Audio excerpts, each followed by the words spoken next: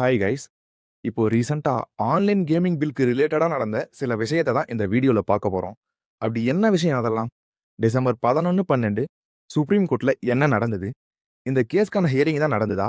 இல்ல என்ன நடந்தது? சரி, அப்புறம் ஜனவரி 21ல தான் நெக்ஸ்ட் ஹியரிங்கா? நெக்ஸ்ட் ஹியரிங்ல என்ன நடக்க போகுது? ட்ரீம் 11 ஆப் மேல இடி ரைட் நடத்திருக்காங்க. இடி ஏன் ட்ரீம் 11 மேல ரைட் பண்ணாங்க? ஏதாவது இல்லீகல் ஆக்டிவிட்டி ட்ரீம் 11ல நடக்குதா? அப்புறம் எல்லாருக்கும் தெரிஞ்ச ஃபேண்டசி எக்ஸ்பர்ட் அனுராக் திவேதி மேல இடி ரைட் நடத்துனாங்க. இத பத்தி தான் இந்த வீடியோல டீடைலா பார்க்க போறோம். ஸோ ஃபேண்டசி லவர்ஸ் யாரும் மிஸ் பண்ணாம கடைசி வரைக்கும் பாருங்க. ஃபர்ஸ்ட் ஆஃப் ஆல், டிசம்பர் 11ஆம் தேதி சுப்ரீம் கோர்ட் ஹியரிங் லிஸ்ட்ல இந்த கேஸ் இருந்தது. ஆனா இந்த கேஸ் டிசம்பர் 11ஆம் தேதி நடக்கல. அதனால டிசம்பர் 12ஆம் தேதிக்கு மாறிடுச்சு. இது ஜட்ஜ்மெண்ட் குடுக்கறதுக்கு நடந்த ஹியரிங் இல்ல. இந்த கேஸ வேகமா முடிச்சு ஃபைனல் டிசிஷன் வேணும்னு கேட்டாங்க. அதுக்கு நடந்த ஹியரிங் தான் இது. சரி, டிசம்பர் 12ஆம் தேதி என்ன நடந்தது? இதுக்கு முன்னாடி இந்த கேஸ்க்கு 2 ஜட்ஜஸ் தான் இருந்தாங்க. ஆனா இப்போ 3 ஜட்ஜஸ் விசாரிக்க போறாங்க. இப்போ 3வதா வந்த இந்த ஜட்ஜ் யாருன்னு கேட்பீங்க. இவரும் ஆர்எம்ஜி கேஸ விசாரிச்சவரு தான்.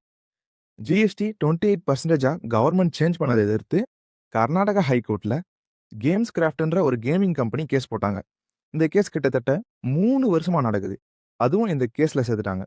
இந்த கேம்ஸ் கிராஃப்ட் கேஸ பத்தி லாஸ்ட்ல சொல்றேன். டிசம்பர் 12ஆம் தேதிக்கு அப்புறம் சில விஷயம் நடந்திருக்கு.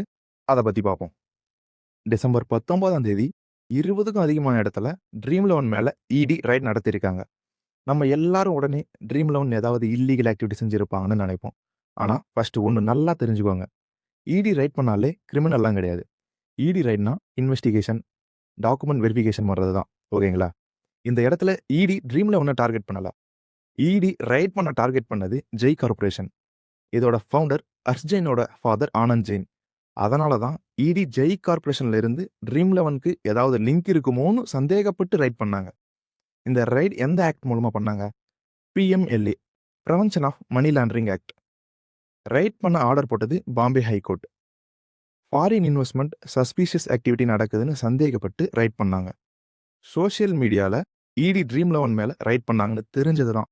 உடனே எல்லாரும் ட்ரீம் 11 ஃப்ராட், இல்லீகல் ஆக்டிவிட்டி எல்லாம் பண்ணியிருக்காங்க அப்படின்னு சொல்ல ஆரம்பிச்சிட்டாங்க.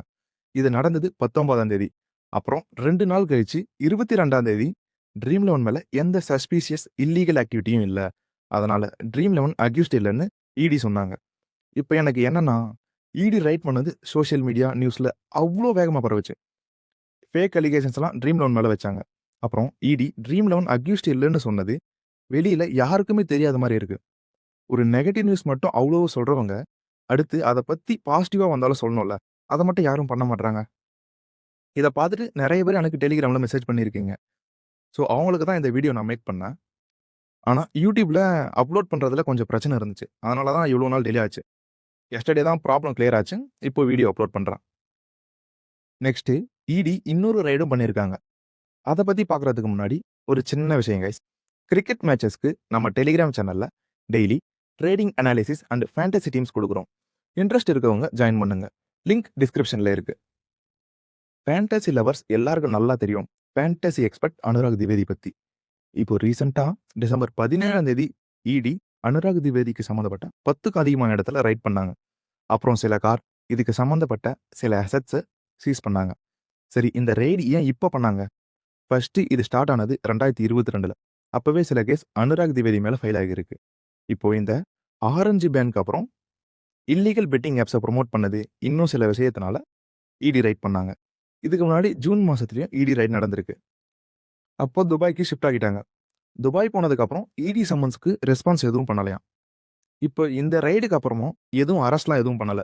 இன்னும் வெளிநாட்டு ஹவாலால ஏதாவது லிங்க் இருக்கா? அந்த மாரி விசாரணை போயிட்டு இருக்குன்னு சொல்றாங்க.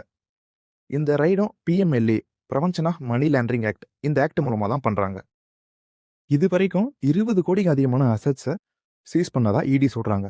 இத பத்தி இவ்ளோ தான் எனக்கு டீடெயில்ஸ் கிடைச்சது. சரி, நெக்ஸ்ட் இந்த கேம்ஸ் கிராஃப்ட் விஷயத்த பத்தி பார்க்கலாம். அப்பதான் நெக்ஸ்ட் ஹியரிங் ஜனவரி 21ல என்ன நடக்கும்? அத பத்தி உங்களுக்கு ஒரு ஐடியா வரும். இத பார்க்கறதுக்கு முன்னாடி ஜிஎஸ்டிக்கும் டிடிஎஸ்க்கும் என்ன டிஃபரன்ஸ்னு தெரிஞ்சுக்கோங்க.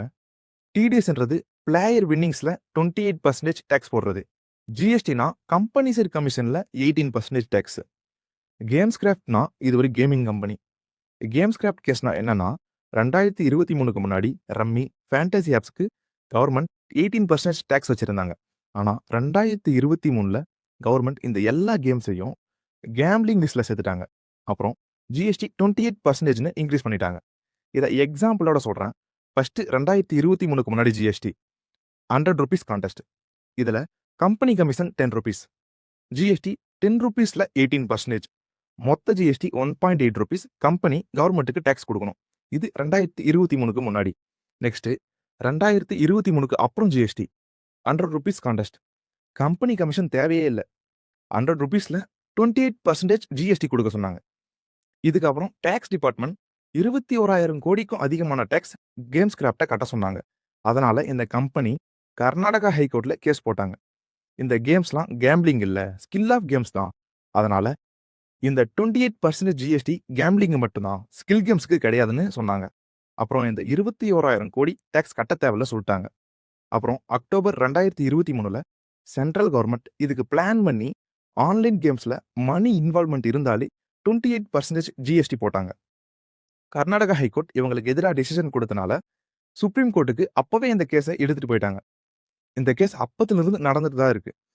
இப்போ இது ஆன்லைன் கேமிங் பில் கேஸ் கூட சேர்த்துட்டாங்க. இதுக்கு ஃபைனல் டிசிஷன் கேமிங் கம்பெனிக்கு ஃபேவரா தான் வர மாதிரி இருந்துச்சு. இதை பத்தி இன்னொரு வீடியோல தெளிவா பார்ப்போம். சரி, நெக்ஸ்ட் ஹியரிங் ஜனவரி 21ஆம் தேதின்னு சொல்லியிருக்காங்க.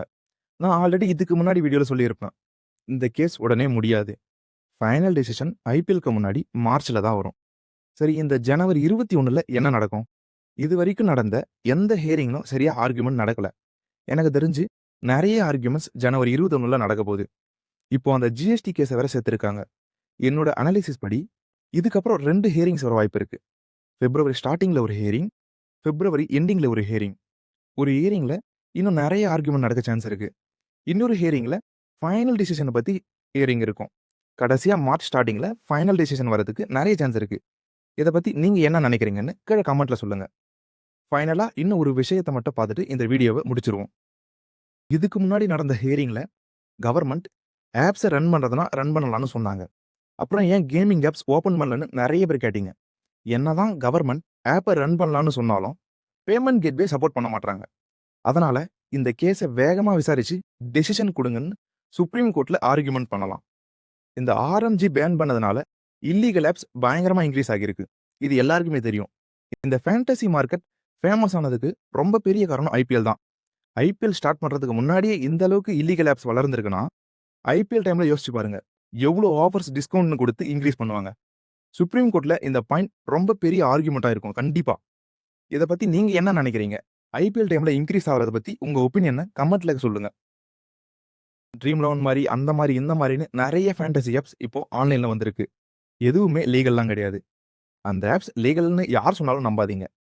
நிறைய பேர் ஜம்போ ட்ரஸ்டட் ஆப்னு சொல்றாங்க. அதுவும் லீகல்லாம் கிடையாது. அதனால யாரும் பணத்தை இந்த ஆப்ஸ் வேலட்லயே வச்சிருக்காதீங்க. அப்புறம் முக்கியமான விஷயம், வித்ட்ரா பண்ணும்போது பேங்க் அக்கௌண்ட் மெயின் பேங்க் அக்கௌண்ட்டா கொடுக்காதீங்க. ஏர்டெல், ஜியோ, ஸ்லைஸ் இந்த மாதிரி ஆன்லைன்ல ஓபன் பண்ண பேங்க் அக்கௌண்ட்டை கொடுங்க. யாருமே மெயின் பேங்க் அக்கௌண்ட் கொடுக்கவே கொடுக்காதீங்க. இந்த மாதிரி ஃபேண்டசி ஆப்ஸ்ல ப்ளே பண்றவங்க இந்த ஸ்டெப்ஸை ஃபாலோ பண்ணிக்கோங்க. இதுக்கு முன்னாடி மெயின் பேங்க் அக்கௌண்ட்ல வித்ட்ரா பண்ணவங்க இனிமே சேஞ்ச் பண்ணிக்கோங்க. ஏதாவது டவுட் இருந்தா கமெண்ட்ல சொல்லுங்க. இல்லனா என்னோட டெலிகிராம் ஐடி டிஸ்கிரிப்ஷன்ல இருக்கு. சரி, இந்த வீடியோ பார்க்கும்போது ஹைப்னு ஒரு பட்டன் இருக்கும். அதை கிளிக் பண்ணி ஒரு ஹைப் கொடுங்க. இது நம்ம சேனல் வளர்ச்சிக்கு ரொம்ப ஹெல்ப்ஃபுல்லா இருக்கும். இந்த வீடியோ உங்களுக்கு பிடிச்சிருந்தா லைக் அண்ட் ஷேர் பண்ணுங்க. இந்த மாதிரி நிறைய அப்டேட்ஸ் பார்க்க நம்ம சேனலை சப்ஸ்கிரைப் பண்ணுங்க. தேங்க்யூ.